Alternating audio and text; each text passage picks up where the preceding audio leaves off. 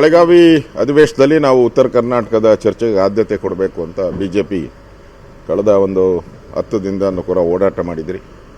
ಈ ಹೋರಾಟದ ಫಲವಾಗಿ ಸರ್ಕಾರ ಮಣಿದಿದೆ. ಉತ್ತರ ಕರ್ನಾಟಕ ಚರ್ಚೆ ವಿಧಾನಸಭೆಯಲ್ಲಿ ಪ್ರಾರಂಭ ಆಗಿದೆ. ನಿನ್ನೆನೂ ಕೂಡ ನಾನು ಪ್ರಾರಂಭ ಮಾಡಿದ್ದೀನಿ. ಸರ್ಕಾರಕ್ಕೆ ಉತ್ತರ ಕರ್ನಾಟಕ ಚರ್ಚೆ ಬೇಕಾಗಿರಲಿಲ್ಲ, ಮುಜುಗರಕ್ಕೆ ಒಳಗಾಗಿದೆ. ಕಳೆದ 2.5 ವರ್ಷದಲ್ಲಿ ಈ ಸರ್ಕಾರ ಉತ್ತರ ಕರ್ನಾಟಕಕ್ಕೆ ಗಮನನೇ ಕೊಟ್ಟಿಲ್ಲ. ಈ ಮಂತ್ರಿಗಳಿದಾರಲ್ಲ, ಕರ್ನಾಟಕದಲ್ಲಿರುವಂಥ ಮಂತ್ರಿಗಳು ಯಾರು ಕೂಡ ಉತ್ತರ ಕರ್ನಾಟಕ ಹೆಜ್ಜೆನೇ ಇಡದೇ ಇರೋವಂಥ ಮಂತ್ರಿಗಳು ಇದ್ದಾರೆ. ಒಂದು 6-7 ಜನ ಮಂತ್ರಿಗಳು ಉತ್ತರ ಕರ್ನಾಟಕಕ್ಕೆ ಹೆಜ್ಜೆನೇ ಇಟ್ಟಿಲ್ಲ. ಒಂದು ರಿವ್ಯೂ ಸಭೆನೂ ಮಾಡಿಲ್ಲ. ಇನ್ನು ಉದ್ಧಾರ ಆಗೋ ಅಂದ್ರೆ ಉತ್ತರ ಕರ್ನಾಟಕ ಎಲ್ಲಿ ಉದ್ಧಾರ ಆಗ್ತೈತೆ? ಮತ್ತು ಉತ್ತರ ಕರ್ನಾಟಕದ ನೀರಾವರಿ ಯೋಜನೆಗಳಿಗೆ ಬಸವರಾಜ ಬೊಮ್ಮಾಯಿಯವರಿದ್ದಾಗ, ಯಡಿಯೂರಪ್ಪ ಇದ್ದಾಗ ಅನುದಾನ ಕೊಟ್ಟು ಕೆಲಸ ಪ್ರಾರಂಭ ಮಾಡೋಕ್ಕೆ ಸ್ಯಾಂಕ್ಷನ್ನೂ ಕೂಡ ಮಾಡಿದರು. ಆದರೆ ಈ ಸರ್ಕಾರ ಬಂದ ಮೇಲೆ ಅದನ್ನು ರದ್ದು ಮಾಡಿಬಿಟ್ರು, ಮಾಡಲೂ ಇಲ್ಲ. ಈಗ ಅವರು ಗ್ಯಾರಂಟಿ ಅಂತ ಹೇಳ್ಕೊಂಡು ಉತ್ತರ ಕರ್ನಾಟಕದ ರಸ್ತೆಗಳು ಪೂರ್ತಿ ಹಾಳಾಗೊಟ್ಟೋಗಿದೆ. ರಸ್ತೆ ಎಲ್ಲ ಪೂರ್ತಿ ಹಾಳಾಗೋಗಿದೆ. ಬೆಳೆ ಪರಿಹಾರ ಕೊಡೋಕ್ಕೆ ಇನ್ನೂ ಆಗಿಲ್ಲ. ನೆನ್ನೆ ವಿಧಾನಸಭೆಯಲ್ಲಿ ಚರ್ಚೆ ಮಾಡೋಕ್ಕೆ ಎದ್ದರೆ ವಿತಂಡವಾದಗಳನ್ನು ಮಾಡ್ತಾರೆ. ನಾವಿದ್ದಾಗ 1 ತಿಂಗಳಲ್ಲಿ ಪರಿಹಾರವನ್ನು ಕೊಟ್ಟಿದ್ದೀರಿ.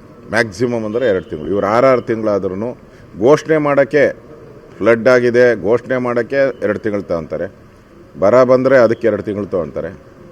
ಒಟ್ಟಾರೆ ಉತ್ತರ ಕರ್ನಾಟಕಕ್ಕೆ ನೆಗ್ಲೆಕ್ಟ್ ಮಾಡಿದ್ದಾರೆ. ನಮ್ಮ ದೃಷ್ಟಿಯಲ್ಲಿ ಉತ್ತರ ಕರ್ನಾಟಕಕ್ಕೆ ಒಂದು ಆ್ಯಕ್ಷನ್ ಪ್ಲ್ಯಾನ್ ಬೇಕು, ಒಂದು ಮಾಸ್ಟರ್ ಪ್ಲ್ಯಾನ್ ಬೇಕು.